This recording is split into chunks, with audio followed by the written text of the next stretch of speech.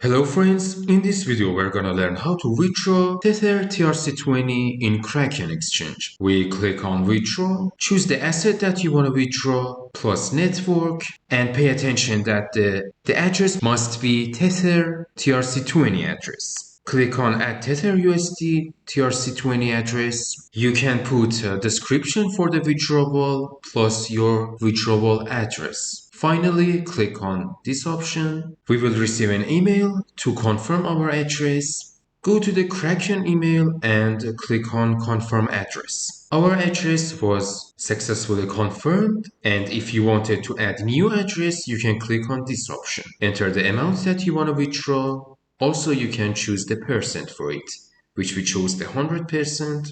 Pay attention that the minimum withdrawal is $2 and Kraken will receive $4 fee. Click on withdraw USDT. You see the details for the withdrawal and click on withdraw. To check transaction history, you click on transactions. As you can see, the withdrawal is on pending. Our withdrawal was successful under 5 minutes. Good luck.